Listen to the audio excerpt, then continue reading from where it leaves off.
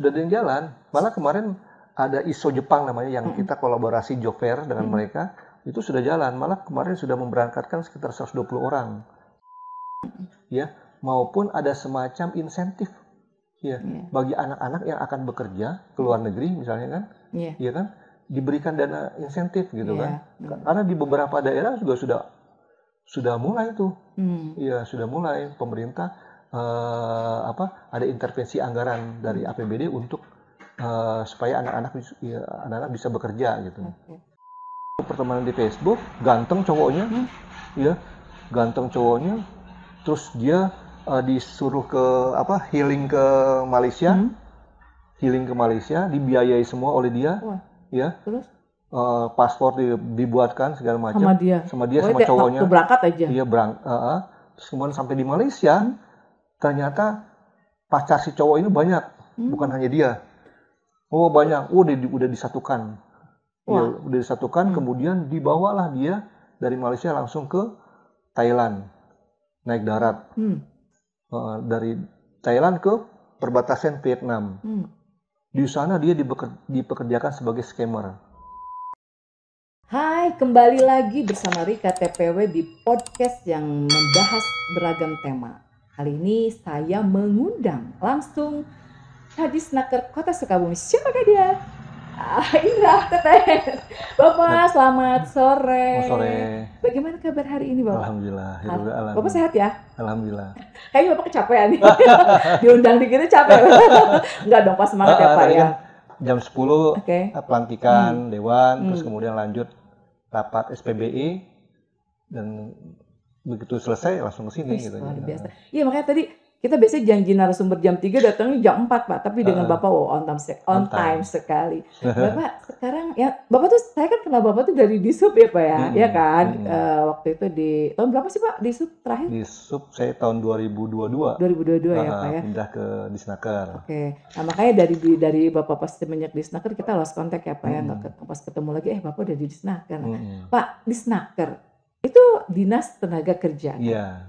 Berarti beda banget dong Pak dengan dinas Bapak yang dulu kan, ya kan, Dinas Perhubungan. Apa sih yang Bapak rasakan perbedaan dari kedua dinas ini nih? Bapak kan dulu sebagai pemimpin di Dinas Perhubungan nih, berarti kan tupoksinya pasti lain dong dengan yang sekarang di Disnaker. Apa sih Pak yang membuat Bapak kenapa harus dipindahkan ke Disnaker? Memang tugas Pak? Iya, memang kan sebagai pegawai negeri, prinsipnya siap ditempatkan di mana saja. Luar biasa, betul.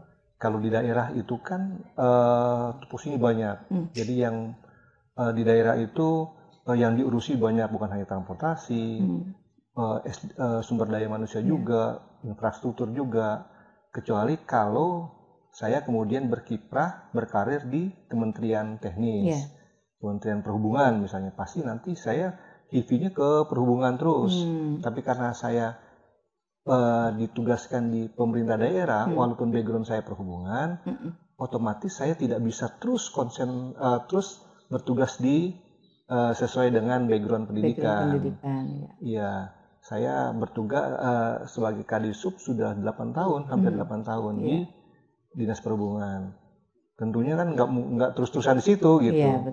Mungkin ada kebijakan pimpinan, saya juga harus journey ke beberapa instansi yang memang di bawah dari pemerintah daerah, dan kebetulan ya mungkin kebijakan dari pimpinan saya dimutasi di Dinas Tenaga Kerja. Saya belum sebut nama Bapak Abdurrahman. Iya. Di awal saya belum sebut ya. Kadisnaker Kota Sukabumi. Bapak, tugas dari dan fungsi dari Disnaker itu sendiri seperti apa sih Pak? Ya, kita memang ada perwal mengenai tupoksi Dinas Tenaga Kerja. Ya, tadi kan saya belum ada pertanyaan, apa sih yang membedakan Dinas Perhubungan dengan Dinas Tenaga Kerja? Kalau Dinas Perhubungan kan sama-sama memberikan pelayanan. Kalau Dinas Perhubungan pelayanan di bidang transportasi, jalan, ya, terus jasa, ya, perhubungan, memindahkan masyarakat dari satu titik ke titik yang lain, ya, dengan berbagai moda transportasi. Kalau di Dinas Tenaga Kerja pelayanan yang diberikan oleh kita, oleh dinas itu agar masyarakat bisa bisa ada kepastian bahwa dia mendapatkan suatu pekerjaan, mendapatkan pelatihan tertentu, mendapatkan sertifikasi sehingga dia siap kerja di tempat-tempat yang dia inginkan sesuai dengan sertifikasi yang dia miliki. Dan itu menjadi bagian dari program-program di Disnaker sendiri ya Pak ya. Nah Pak, ini kan mengingat dari COVID nih Pak, kita bicara agak flashback ke belakang. Dampak COVID itu luar biasa ya Pak. Betul, luar biasa. Banyaknya pengangguran karena itu tadi kan stucknya semua dari semua lini loh ya Pak ya. Semua lah pokoknya.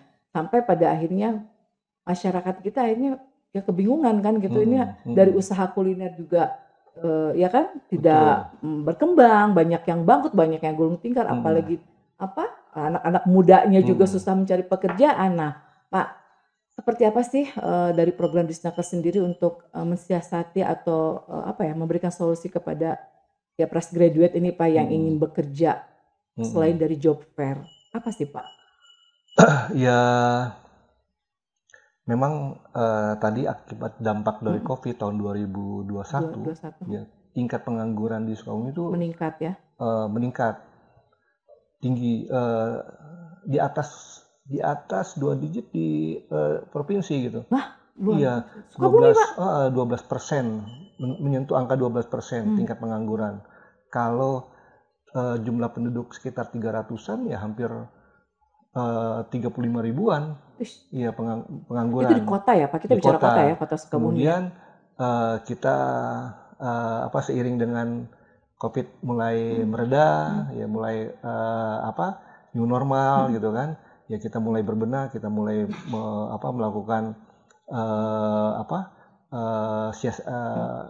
strategi untuk menurunkan tingkat pengangguran, dan alhamdulillah menurun tuh dari 2021, 2022 jadi sekitar 10%, 8%, dan sekarang 8,53% di 2023. Ya mudah-mudahan target kita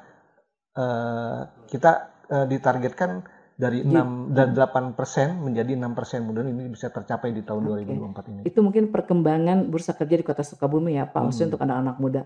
Nah, ada nggak sih Pak untuk Disnaker sendiri program pelatihan atau apapun itu namanya Pak, seperti apa sih Pak? Karena gini ya Pak, mungkin ini saya baru bicara asumsi saya Pak ya, bukan bicara membawa nama masyarakat kota, ini asumsi saya. Gaung dari Disnaker sendiri Pak, sosialisasi dari Disnaker seperti apa sih Pak? Sampai istilahnya punten banyak anak-anak muda sekarang ya kebingungan mencari pekerjaan. Itu ada ya sebagian, kan kita di sini banyak pabrik ya Pak ya. Untuk masuk pabrik aja sudah sangat luar biasa Pak kesulitannya, banyak ini itunya. Nah, seperti apa sih Pak dari dari Disnaker sendiri Pak untuk ya apakah ada sih pelatihan khusus merekrut misalnya anak-anak muda atau seperti apa untuk diarahkan kemana? Ada nggak sih Pak seperti itu? Kita tiap tahun kita programkan untuk pelatihan, kita buatkan sertifikasi bagi mereka supaya mereka juga bisa ditempatkan bisa bekerja sesuai dengan keahlian yang dimiliki. Tapi memang di kota ini kan karena keterbatasan anggaran, jadi pelatihan-pelatihan yang kita selenggarakan itu tidak begitu banyak. Ya. Kita 2 tahun ini kita ada 8 jenis pelatihan, dari mulai tata boga, tata busana, mencukur rambut, barista, sampai ada pelatihan komputer untuk di bidang IT. Nah itu kita siapkan supaya anak-anak muda itu siap bisa bersaing di dunia IT, karena memang sekarang kan zamannya digital gitu kan, digitalisasi, sehingga memungkinkan anak muda itu harus sudah bisa menguasai skillnya ya masing-masing, memiliki pengetahuan di bidang ya. Kalau yang Bapak sebutin tadi kan itu kebanyakannya kayak justru SMK deh. ya kan? Yang tadi Bapak bilang Iya, tata boga, ya kan kayak gitu tuh. iya. Kayaknya SMK ya kan yang memang keahlian ya. Mhm. Nah, kalau di SMA yang formil biasa sendiri itu gimana, Pak? Iya, kita juga karena memang tadi keterbatasan Mhm. anggaran, kita juga tidak terpaku ke anggaran gitu Mmm, kan. Kita juga berkolaborasi dengan LPK-LPK yang mhm. ada, Oke. iya, kemudian dengan BKK juga, Mhm, badan khusus di SMK, supaya juga bisa merekrut mhm. fresh graduate Iya, gitu, supaya bisa mereka punya keahlian, iya. ya karena kan mereka kebanyakan keahlian mereka itu tidak tersertifikasi gitu. Oke. Sedangkan di pabrik itu dibutuhkan bahwa dia keahlian juga Ada legalnya buktinya lah ya. ada apa Heeh. gitu. Nah, itu yang kita akan kejar terus supaya apa namanya? Angka-angka pengangguran Mhm. yang Lebih menurun diakibatkan ya. oleh tingginya eh, kelulusan Mhm, besarnya kelulusan namun tidak banyak yang tersalurkan di nah dunia itu. kerjanya. Kita melakukan berbagai strategi untuk melalui Pernah nggak, program-program. dari Disnaker langsung nih Pak, bersosialisasi langsung ke sekolah-sekolah Pak, merekrut misalnya Hmm. anak-anak yang memang berprestasi terus diberikan jalan atau, ya arahan mungkin dari Hmm. Disnaker untuk melakukan pelatihan. Ada nggak jemput bola langsung ke Iya, kita sekolah-sekolahan gitu juga Pak? beberapa kali kita Mhm, juga melakukan penyuluhan ke mereka. mhm. Kemarin di Diman 2 Oh tuh. jadi, ininya penyuluhan ya, lebih ke Iya, penyuluhan. sosialisasi Oke. supaya mereka siap kerja gitu kan. Oke. Ya bagaimana mempersiapkan mereka supaya setelah lulus mereka sudah siap Iya. kerja. Jadi mereka juga pekerjaan mereka juga bukan hanya didasarkan oleh keahlian yang mereka peroleh di Iya. sekolah, Mhm. tapi juga banyak keahlian-keahlian yang lain yang mereka juga harus bisa kuasai gitu. Oke betul. Heeh. Nah, Pak, dari ada nggak sih, apa namanya, bukan contoh ya, testimoni mungkin Mhm, ya, mhm. dari sekian yang selama Bapak menjabat, pernah nggak ada yang pernah, Bapak sudah arahkan dan itu sukses gitu di dunianya masing-masing? Iya, kemarin contohnya waktu kita mengadakan pelatihan, Mhm, pelatihan tata boga ya, mhm, membuat kue gitu iya, ya, membuat kue. Nah, dia itu selain dia juga mhm, bisa ada kita ajarkan membuat mhm. kue, ternyata dia juga sudah membuat konten gitu kan. Oke, Heeh. mhm, Jadi pada saat dia pelatihan, dia itulah dia apa namanya, dibuatlah konten-konten dia mhm, pada saat pelatihan, mmm, cara membuat kue seperti oke, ini, hasilnya seperti ini, dan ada pengakuan dari dia sendiri mhm. bahwa selama pelatihan itu sudah banyak yang order ke dia gitu. Oh, luar biasa ya. Iya, Jadi akhirnya udah dapat income dong ya? dapat income. Nah, akhirnya kita kita Heeh, kita beri motivasi ke yang lain mmm, bahwa ini kan sekarang di zaman digital ya bukan hanya konvensional. mhm, Kita mempunyai keahlian, kemudian kita menjual mhm, ya produk yang kita buat iya, ini melalui jalur jalur konvensional itu kan sekarang iya, sudah sudah luas, ketinggalan iya, gitu kan. benar benar, Supaya untuk mempercepat proses marketingnya iya, ya kita harus lewat iya, lewat ikutin digital. Iya, trending sekarang ya seperti Pak, yang media yang sosial ya Pak ya? dia dilakukan gitu Iya, kan. Ya broadcast. ternyata ordernya sampai sekarang juga Masih? masih Itu usianya masih muda Pak? masih muda. Dia lulus SMA juga, Oh, kemudian ikut ada dan mungkin dia punya background udah punya background awal bisa ya, jadi dia ya. punya keahlian sendiri. Bapak berarti, ada hubungannya dengan UMKM dong? Mhm, Ya kan? Dengan iya. Bapak, apa namanya, sudah mengarahkan, ya anggaplah orang-orang anak-anak fresh graduate itu menjadi punya skill masing-masing. Nah, Disnaker sendiri dalam mendorong pengembangan UMKM seperti apa, Pak? Sebenarnya UMKM itu kan ranahnya Kemendak. Ya, Oke. kita Tapi ha ada sangkut pautnya dong, ada korelasinya iya, lah, ya kan? kita hanya memotivasi untuk Oh, yang fresh oke. graduate, graduate bahwa mereka bukan hanya mengejar pekerjaan di sektor Mmm, formal saja, iya, tapi banyak sektor-sektor informal yang belum terjamah oleh mereka mhm, dan itu potensial untuk mhm, mendatangkan keuntungan income bagi mereka gitu. oke. Kalau formal kan kita juga perlu bersaing, Iya, ya kan, dengan yang lain, melalui ada tes-tes iya, ASN atau bekerja ke perusahaan, bekerja ke pabrik, bekerja ke sektor-sektor industri yang lain-lain yang secara formal. Namun yang masih belum dilirik oleh mereka itu ada sektor-sektor informal gitu. Ya UMKM diantaranya. Terus dia juga bisa punya keahlian-keahlian lain, mencukur, terus tadi ada barista dan sebagainya. Nah itu dengan adanya kemampuan-kemampuan seperti itu, dia ternyata nanti kita akan mencoba mengarahkan ke mereka supaya mereka juga bisa mendapatkan keuntungan, ya mendapatkan upah, mendapatkan hasil dari sektor-sektor informal tersebut. Bapak, saya kan belum pernah sowan nih ke kantor Bapak nih di Snaker. Seperti apa? Memang kan tadi Bapak sampaikan banyak pelatihan-pelatihan. Nah, di kantor sendiri itu Pak, emang ada Pak difasilitasi atau memfasilitasi dari setiap ruangan misalnya ada ini nih untuk pelatihan ini atau memang diadakan di luar gitu? Justru itu. Nah, itu yang jadi permasalahan. Kantor kita itu dulunya bekas KPU ya kalau nggak salah? Bekas kantor kelurahan. Oh, soal di KPU itu yang di bekas kantor kelurahan. Bekas kantor kelurahan yang kecil gitu kan, yang tidak memadai sepertinya ya. Namun sebenarnya kita punya BLK di SMK 4 tuh, di SMK 4. Di SMK 4, belakang SMK 4 ya.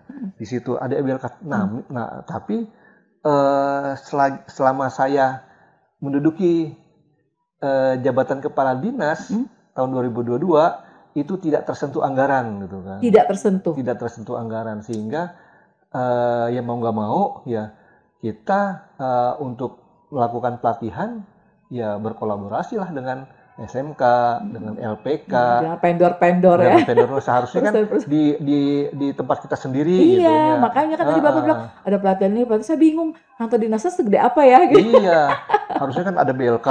Iya kan, ada. Di BLK di situ juga banyak tuh, ada ruangan-ruangan yang khusus untuk otomotif ada. Khusus untuk pelatihan memasak ada, komplit gitu memang kan. harusnya seperti itu, idealnya seperti itu. Benar, ada untuk pengelasan ada ya. Tapi karena memang mungkin pada saat COVID kan tidak difungsikan dan akhirnya karena anggaran juga terbatas ya tidak tersentuh gitu kan. Tidak terfasilitasi. Ya mungkin Bapak bisa berharap nanti sekarang kan pilkada ya Pak ya, siapapun nanti wali kotanya ya kan pimpinan daerah kita ini bisa mendengar suara Burani, khususnya dari Dinas Tenaga Kerja nih ya, yang saya lihat udah pindah-pindah kantornya ya kan. Dulu di situ ya Pak, di Pabuaran bener ya? Pernah katanya. Iya kan di Pabuaran, itu ngontrak juga kayak. Iya. Waduh. Padahal kan Dinas Tenaga Kerja itu kan yang mengurangi tingkat pengangguran. Nah itu dia. Dengan berkurangnya tingkat pengangguran, akhirnya memberantas kemiskinan kan gitu. Betul. Mesejahterakan masyarakat kan dengan cara itu, memfasilitasi orang-orang yang tadi itu Pak, yang mereka tidak punya pekerjaan menjadi dia punya pekerjaan, yang tidak punya keahlian itu seperti itu. Dan kita juga memotivasi ke anak-anak bahwa lingkup pekerjaan formal itu bukan hanya di dalam negeri, tapi di luar negeri juga sangat menjanjikan. Baru saya mau tanya itu Pak. Iya, banyak kan ke luar negeri. Sekarang ini dibutuhkan hampir 250.000 orang untuk ke Jepang. Ke Jepang, banyak keahlian di sana untuk di manufaktur ada, terus di pengelasan. Dan itu Pak, prosesnya ribet nggak sih Pak? Enggak, jadi sekarang sudah banyak difasilitasi oleh LPK, ada pelatihan khusus, dan kemudian malah ada beberapa LPK juga yang memberikan dana talangan. Jadi kalau kan harus ke Jepang itu kan, kalau ke Jepang ke Korea itu kan butuh dana di awal kan. Nah itu baru mau ngomong, saya mewakili rakyat. Iya, dana di awal. Mewakili suara rakyat Pak. Ya, tapi ingin bertanya kan seperti itu kan, pada kenyataannya tetap aja kita ada modal, ada dana yang harus dikeluarkan, ada budget. Nah itu gimana tuh Pak? Tapi emang ada di LPK tertentu yang memfasilitasi. Serius Pak? Sampai ke dia berangkat gitu? Nanti kemudian dipotong gajinya. Oh, jadi dia nanti ini dari gaji dari bulannya dia potong. Ada beberapa. Oh gitu ya. Itu udah ada yang jalan Pak? Sudah ada yang jalan. Malah kemarin ada ISO Jepang namanya yang kita kolaborasi job fair dengan mereka, itu sudah jalan. Malah kemarin sudah memberangkatkan sekitar 120 orang. 120 orang dari berbagai? Dari Sukabumi aja. Iya, enggak, dari berbagai macam keahlian. Tidak hanya satu, misal ini buat ini aja misalnya. Oh iya, ada berapa? Ada 2 di manufacturing, terus perawat gitu kan, sama apa ya? Ada di rumah bukan ini, tapi bukan ART, bukan, tapi dia mengurus orang-orang tua kan, di sana banyak jompo, iya, jompo gitu kan. kayak gitu ya. Iya. Nah Bapak, tantangan terbesar ya kan, Bapak mungkin di Disub pasti kan setiap mungkin menjabat pasti ada minus plusnya lah ya. Nah kalau di Disnaker sendiri Pak, tantangan terbesar Bapak nih apa sih? Ya, tantangan terbesar saya bagaimana mengurangi tingkat pengangguran gitu, yang masih tinggi. Karena saya diharapkan ya ada bentuk dukungan penuh dari pemerintah, ya bukan hanya memberikan target, tapi juga target itu juga dibarengi dengan stimulan dana gitu kan. Iya, benar. Baik perbaikan infrastrukturnya, ya, maupun ada semacam insentif ya bagi anak-anak yang akan bekerja ke luar negeri misalnya kan, ya kan, diberikan dana insentif gitu kan. Karena di beberapa daerah juga sudah mulai tuh, ya sudah mulai pemerintah ada intervensi anggaran dari APBD untuk supaya anak-anak bisa bekerja gitu. Bisa. Pak, saya pernah dengar bukan kasus sih sebenarnya. Jadi gini, saya pengen cerita sama Bapak tuh gini. Ada korelasinya nggak sih dengan pihak Disnaker? Jadi gini, ada salah satu sekolah lah ya, yang memfasilitasi anak untuk berangkat ke, saya sebut aja ya, Jerman, ya kan? Judulnya relawan. Nah, Bapak pernah dengar nggak kasus? Oh iya. Nah itu gimana sih Pak? Saya kurang paham loh Pak itu Pak. Anak berangkat dari sini relawan, namanya relawan ya Pak ya, relawan. Aja relawan judulnya kan. Itu oke lah mereka diberangkatkan. Tapi katanya enggak juga, biaya sendiri, paspor sendiri dan lain sebagainya. Nah itu seperti apa Pak? Itu legal apa sih Pak? Untuk Disnaker tanggapan seperti apa Pak? Ya harusnya memang nyata loh Pak, ada di dia masyarakat. Jelas, dia kepergiannya sebagai apa? Nah itu. Iya. Kalau kemudian relawan kan banyak relawan untuk kemanusiaan kan yang difasilitasi. Ya katanya sih ngurus-ngurus itu tadi yang orang-orang jompo, pokoknya disebar aja pokoknya keahliannya itu aja. Kalau itu harus jelas dia sebagai apa? Sebagai peserta magang, iya kan? Ya. Pure relawan. Harus mungkin nanti kita bisa tindak lanjut itu. Nah, itu seharusnya dia juga dalam keberangkatan kan harus mengurus juga ke kita tuh. Iya, makanya. Udah ada belum laporan seperti itu? Atau misalnya data masuk ada keberangkatan misalnya anak ini kerja dengan judul relawan, belum ada? Belum ada. Nanti berarti bisa. Nah, berarti itu ini juga ya Pak, harus waspada juga ya, harus untuk masyarakat. Karena harus jelas dia ke luar negeri itu ada 2, dia bekerja atau magang. Nah iya kan, bekerja dan magang lah, ini relawan Pak. Makanya jadi harus hati-hati ya penonton The Portal khususnya nih warga. Kalau relawan kan relawan juga sebenarnya harus difasilitasi, ada semacam NGO tertentu, ya kan. Nah semua difasilitasi oleh dia harusnya, ya karena dia sebagai unsur dari NGO tersebut, ya kan, untuk dia bekerja sebagai relawan kan. Ya harusnya semua difasilitasi oleh NGO, bukan dia sendiri. Iya. Berarti ini boleh dibilang bagian dari laporan. Iya. Wakil masyarakat ya Pak. Nah kalaupun dia sendiri, ditelusuri ini kebenarannya seperti apa? Kalau dia sendiri harusnya dia jelas dia magang atau bekerja gitu kan. Itu relawan Pak, pure relawan dan dikontrak hanya 1 tahun. Saya bilang setelah 1 tahun, terus apa? Bisa nggak Anda balik lagi ke Indonesia? Lah kalau tidak?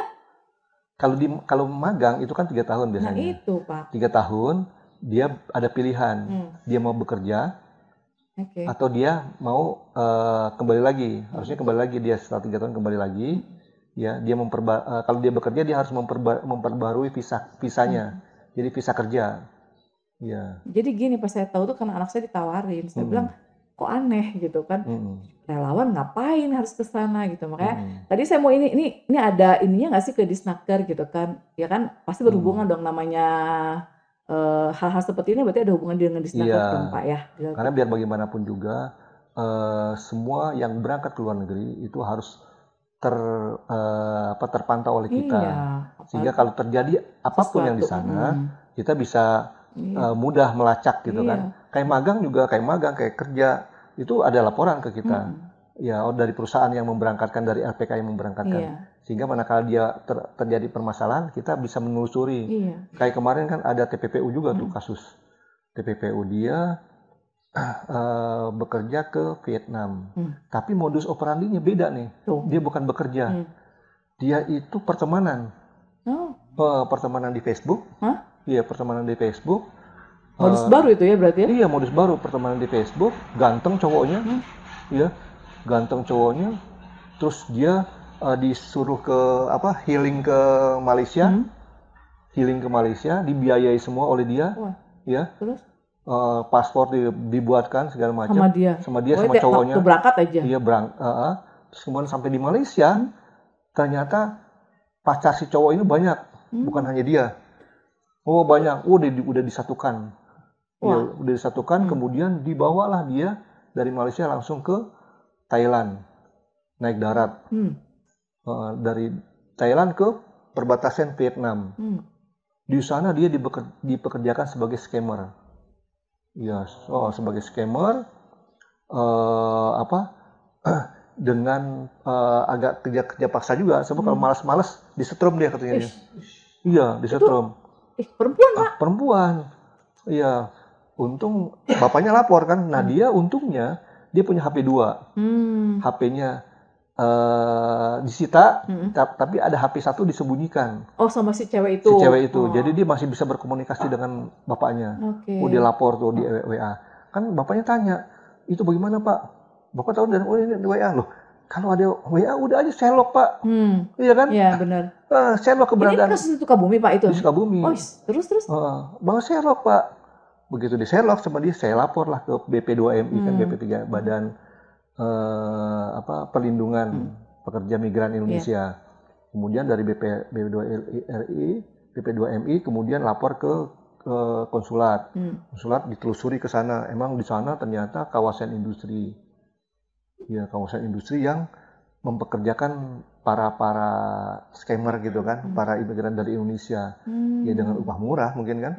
Ya karena tidak ada kontrak, tidak ada segala macam. Ya. Tidak perlindungan hukum. Akhirnya udah terlacak, udah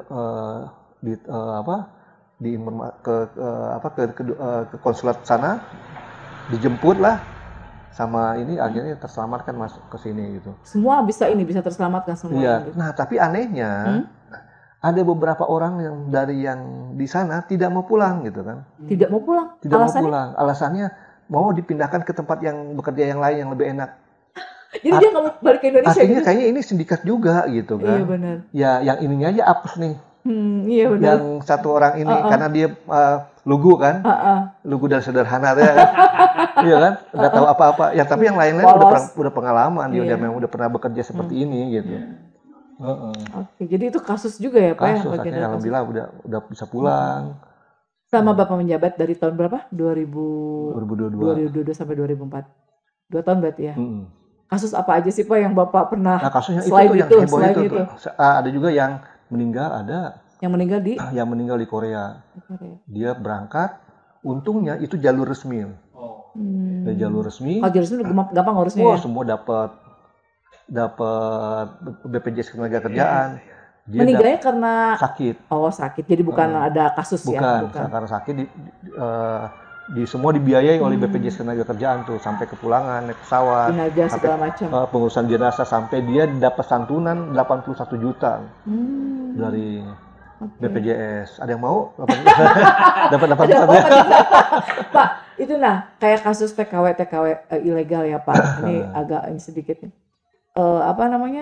Dia berangkatnya tanpa kita tahu, tiba-tiba boom ramai gitu. Nah, kayak kemarin juga ada yang meninggal juga tuh, orang Parung Seah sih, perbatasan Sukabumi kabupaten, untungnya kabupaten gitu kan. Iya dia itu ilegal loh. Dia ilegal tapi udah lama. Jadi banyak yang ilegal. Kenapa ilegal? Karena orang sudah lama, dia sudah betah dengan majikannya, terus kemudian majikannya kan merasa wah enak nih, dia bagus gitu kan. Tolong dong cari yang teman-temannya yang mau datang ke sini. udahlah dicari temannya, teman kampungnya. Jadi disebutnya apa ya di situ, visa apalah gitu. Pernah saya dengar itu. Jadi udah dibiayai segala macam, tinggal berangkat gitu kan? Iya, visanya bukan visa kerja, visa wisata. Iya benar. Visa wisata kan gitu kan. Di sana bekerja udah lama meninggal, tapi untungnya baik itunya majikannya. Coba kalau nggak baik, wah susah juga tuh. Iya benar. Repot juga, difasilitas semua tuh, kepulangannya diurus semua, dikasih BPJS juga nggak bisa nanggung. Karena dia nggak punya, nggak bayar asuransi, bukan pekerja ya. Bukan pekerja resmi, pekerja ilegal, tapi memang majikannya baik. Itu sampai sekarang masih bekerja di Arab, kan walaupun pengiriman tenaga di Timur Tengah itu masih moratorium, masih ditutup, tidak boleh. Kalaupun ada itu pasti ilegal, pasti ilegal. Tapi yang terjadi itu seperti itu. Ya kan banyak sering kita walaupun moratorium tapi kok tetap aja ada yang berangkat gitu ya. Yang bekerja di TKI ya itu karena majikannya merasa nyaman. Tolonglah kayak kita kan pembantu di Jakarta misalnya rekrut lewat dia gitu, saudaranya dia atau apa dia.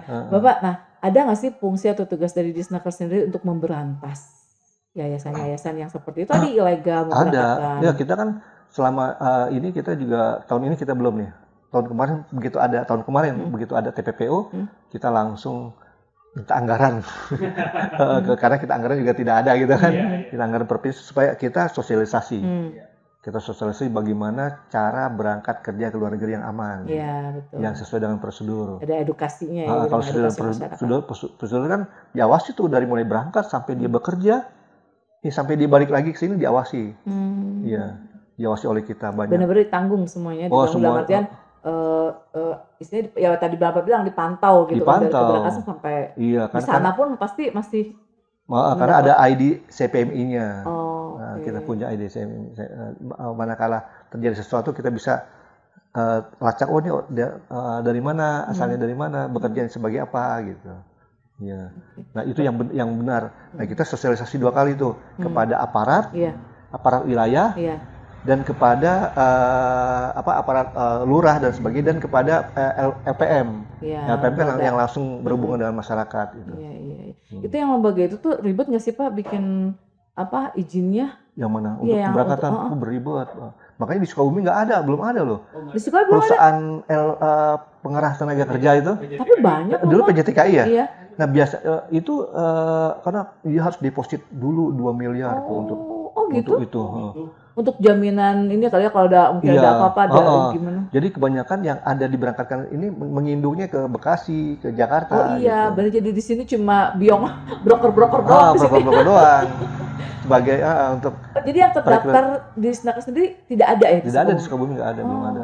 Peluang tuh kalau ada Sukabumi lumayan. Siapa nih dari penonton podcast The Portal ini yang mau usaha buka usaha baru ya? Apa tuh namanya LPM ya Pak ya? Apa istilahnya? Ya dulu kan PJTKI ya. Iya PJTKI. Sekarang BP2 perusahaan pengarah tenaga kerja. P3MI. Nah, tuh yang mau buka deposit berapa? 2 miliar. 2 miliar. Siap-siap tapi aman dong Pak. Balik modalnya cepet balik modal cepet. Nah, biasanya Bapak tahu nggak sih sampai sejauh mana sih mekanisme yang PJTKI dulu, nama istilah PJTKI dulu ya. Sekarang P3MI. Mekanisme seperti apa sih Pak? Bapak tahu nggak? Pas tahu dong. Iya, P3MI itu perusahaan yang bertanggung jawab. Manakala memberangkatkan pekerja migran dari Indonesia ke luar negeri. Dari mulai perekrutannya, mulai penyalurannya, mulai kan ada semacam perjanjian kerjanya. Nah itu difasilitasi oleh dia. Dan itu bekerja sama dengan Disnaker Pak? Atau hanya sebagai tembusan? Tembusan. Kalau di pusat biasanya itu. Dia pusat Disnaker melapor. Jadi berapa yang keberangkatan kita bikin. Jadi diketahui ya. Bikin ID CPMI-nya oleh kita gitu. Sehingga nanti jelas yang diberangkatkan dari Sukabumi berapa gitu kan.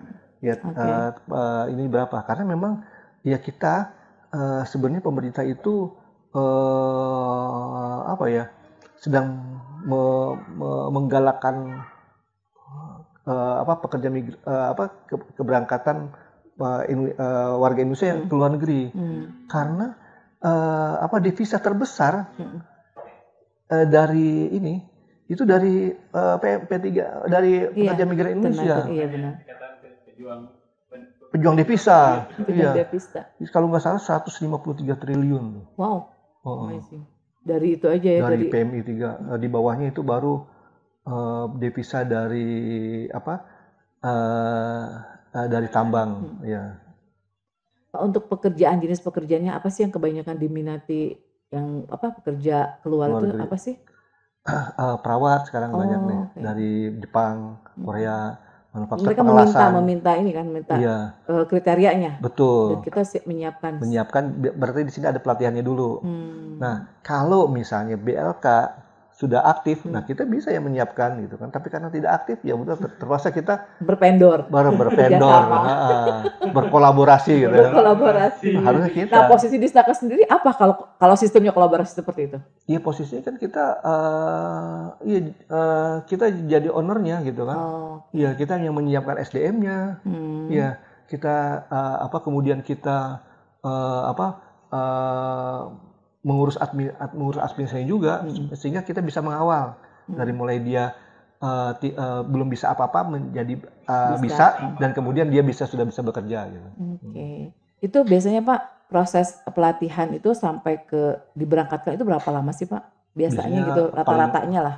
Yang jadi kendala kan adalah bahasa. Jadi ada itu ada itu juga Pak, ada edukasi untuk ada bahasa. Berapa lama itu biasanya Pak? 3 bulan, 6 bulan. 3 bulan. Iya. Itu di karantina dong? Enggak. Biasanya kalau di MPK itu ada asrama biasanya. Ya, atau pulang PP gitu kan. Tapi yang jelas continue-nya untuk pembelajarannya misalnya 3 bulan gitu. Iya. Dan 3 bulan itu bisa baru setelah bisa ya baru diberangkatkan gitu kan. Karena kan faktor bahasa. Yang utama bahasa berarti. Bahasa. Jadi kita nggak kerja bahasa tubuh ya. Cuman pakai gerakan pengen minum. Kayak udah langsung digini aja kali apa. Aduh, Bapak dulu cita-cita jadi apa sih? Tiba-tiba mau jadi kepala dinas. Bapak cita-cita jadi apa? LLD bukan? Bapak bener-bener ini banget ya, kalau untuk di sub ya Bapak menjiwai banget ya, ini gue banget nih gitu ya. Makanya tiba-tiba dipindah ke Disnaker, ya itulah Pak, mungkin nama yang tadi Bapak bilang mutasi, patsun ya, wajib itu. Pak, himbauan untuk seluruh warga masyarakat Kota Sukabumi khususnya, untuk anak-anak muda nih sekarang Pak, Gen Z ya, yang sekarang kan kebanyakan, aduh Pak, tingkat susah Pak, nyari kerja sekarang susah ini gitu aja lah. Nah, seperti apa sih Pak himbauan dari Bapak sebagai seorang kepala dinas tenaga kerja nih? Oke Pak. Nah ini saya ada catatan tersendiri. Catat. Boleh dibaca kan Pak? Boleh. Halal Pak, halal. Nah, terutama untuk generasi milenial atau Gen Z. Ya, Gen Z. Ingatlah bahwa kalian memiliki potensi luar biasa untuk membawa perubahan. Manfaatkan teknologi yang ada untuk berinovasi dan menciptakan dampak positif. Jangan takut kalian untuk bermimpi besar. Tetapi juga ingat pentingnya kolaborasi dan empati. Dunia ini terus berubah. Jadi tetaplah fleksibel dan terbuka terhadap pembelajaran baru. Jaga kesehatan mental dan fisik. Dan jangan lupakan pentingnya koneksi dengan orang-orang sekitar kalian. Setiap langkah kecil yang kalian ambil bisa menjadi bagian dari perjalanan besar menuju masa depan yang lebih baik. Ini ditulis, dibaca, Bapak baca, tapi ini ditulisnya dari hati loh. Dari hati. Nggak ada itu, nanti di-share ya. Betul, karena gini. Sekarang ini yang maju ini orang yang memanfaatkan teknologi. Iya, betul. Ada loh, ini ada mungkin terakhir kali ya. Iya, boleh. Ada di daerah saya tuh. Di Kebandungan Parungsiah tuh. Atau orangnya masih ada itu dia 8 bersaudara, kalau nggak salah 8-6 bersaudara. Ibunya itu tukang cuci di rumah-rumah dipanggil. Bapaknya itu pekerja kasar. Ya udah susah, rumahnya kecil. Meninggal pula tuh orang tuanya. Anaknya 5? Anaknya 6, ada kakaknya yang besar tuh yang kan dia kakaknya menjadi tulang punggung keluarga kan berarti ya. Nah dia harus menghidupi adik-adiknya. Menghidupi adik-adiknya. Ya dia bagaimana tadinya dia hidup pas-pasan, ya, dan dia tambah pas-pasan lagi, dan untungnya dia punya HP Android yang jadul lah gitu kan. Ya, mulailah dia belajar digital marketing dari HP Android itu. Dia lobby tali koneksi kan ke pasar ada pasar gula aren, ya, dijual melalui itu. Jadi tapi emang lewat itu. rezekinya dia gitu kan. Terus dia buat itu juga kan konten-konten kan. Ya kemarin tuh penghasilannya sampai menembus 100 juta per bulan. Per bulan. Bismillahirrahmanirrahim. Dari Podcast konten, The Portal berapa seperti itu. Dari kontennya kemudian dia mulai ganti HP yang lebih canggih, dari mulai dia marketingnya makin melebar, ya, sampai kemudian adik-adiknya ikut, dan sampai dia rumahnya di dalam, dia beli tuh rumahnya di depan. Sejahtera ya. Intinya kehidupan sudah sejahtera dengan itu tadi ya. Dengan tadi dia memanfaatkan teknologi. Iya, teknologi. Karena kita kan kaum yang lama gitu kan. Zaman old.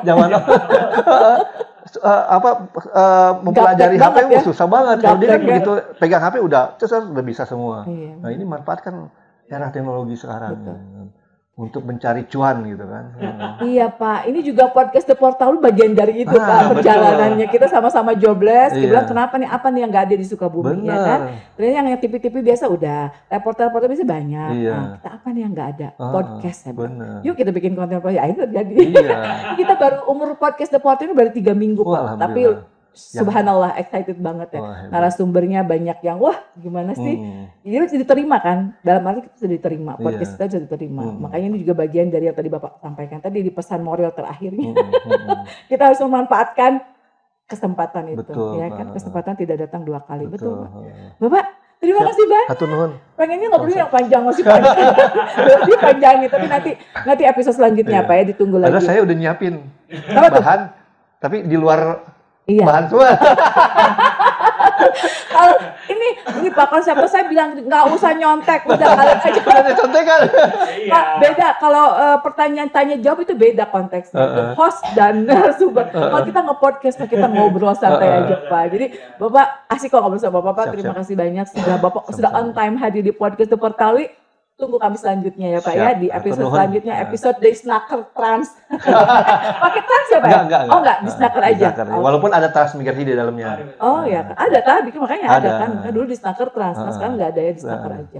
Oke Bapak, sukses untuk jabatan Sami-sami. Bapak di sana. Terima kasih. Semoga di Snacker menjadi lebih baik lagi ya Pak ya, dari yang Bapak tadi sampaikan. Ini harapan-harapannya dari Bapak bisa punya tempat pelatihan, colek nih. Oke, terima kasih penonton The Podcast The Portal. Sampai ketemu di episode selanjutnya. Salam The Portal.